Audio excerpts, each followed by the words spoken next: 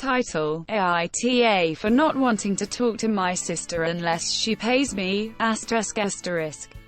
Title: AITA for not wanting to talk to my sister unless she pays me, ***.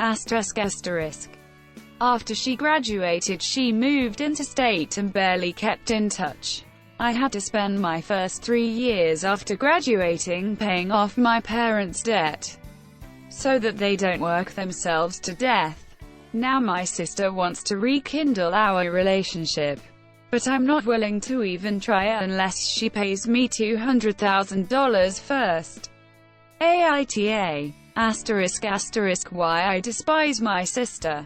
As first-generation immigrants, my family, my father, my mother, my older sister, and myself, spent our first 2 decades in Australia dancing to and fro across the poverty line.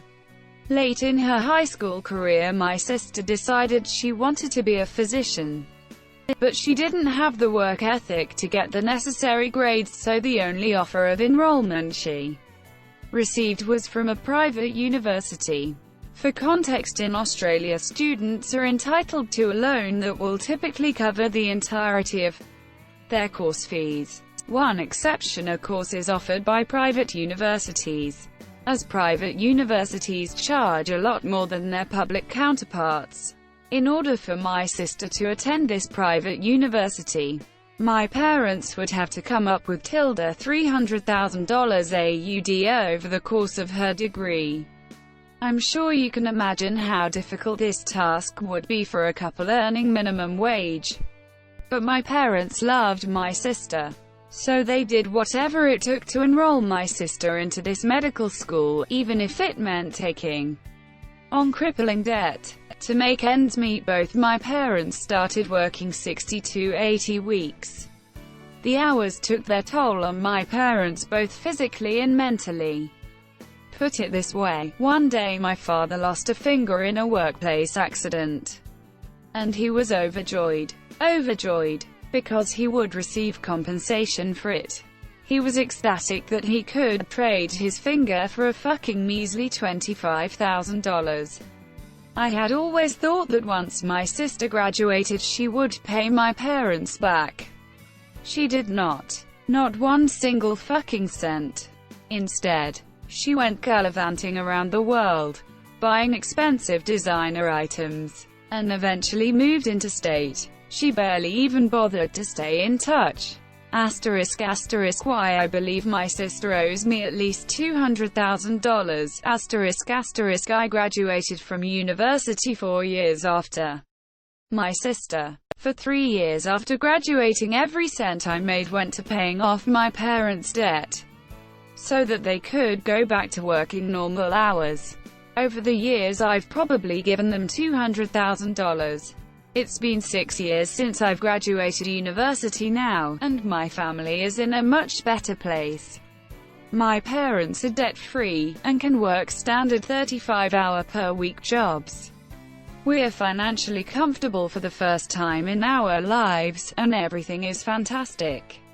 Enter my goddamn sister. A few months back she broke up with her BF. I'm not aware of the details, but she moved back to our state and back home with our parents. My parents are beyond happy to have their daughter back, and they've asked me multiple times to talk to my sister again. But as far as I am concerned, my sister owes me $200,000 before I will even consider being in the same room as her again. Title: AITA for taking a shower instead of going to see my nephew walk for the first time. Edit. There's a sad sort of clanging from the clock in the hall and the bells in the steeple too, and up in the nursery an absurd little bird is popping out to say cuckoo, cuckoo, cuckoo. Regretfully they tell us cuckoo, cuckoo, but firmly they compel us cuckoo, cuckoo, to say goodbye cuckoo. To you, so long. Farewell. Auf Wiedersehen. Good night. I hate to go and leave this pretty sight so long. Farewell. Auf Wiedersehen. Adieu, adieu, adieu. To you and you and you, so long. Farewell. Au revoir. Auf Wiedersehen. I'd like to stay and taste my first champagne so long. Farewell. Auf Wiedersehen. Goodbye. I leave and heave a sigh and say goodbye. Goodbye. I'm glad to go. I cannot tell a lie. I flit. I float. I fleetly flee. I fly. The sun has gone to bed and so must I. So long. Farewell. Auf Wiedersehen. Goodbye. Goodbye. Goodbye. Goodbye. Goodbye. Asterisk translation. Night Yal. Early this morning my sister woke us all up by yelling for us from downstairs. We all, my parents, younger sister, and I, came out of our rooms and into the hallway to see what was wrong. Then she yelled up that her son had just started walking. So my parents and younger sister went downstairs to see. Having just woken, I realized I really needed to pee, so I went to the bathroom. After I peed, I decided to take a shower. With 5 people and a baby sharing one bathroom, it can get hectic in the morning, and I often end up taking a cold shower. So I thought I would use this chance to get a warm shower for once. After I took a shower and got dressed, I went downstairs.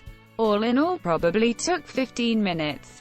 By this point, though, my nephew was no longer walking and my older sister was giving me the silent treatment. My mom said I upset her by choosing to miss an important moment in her son's life to take a shower instead.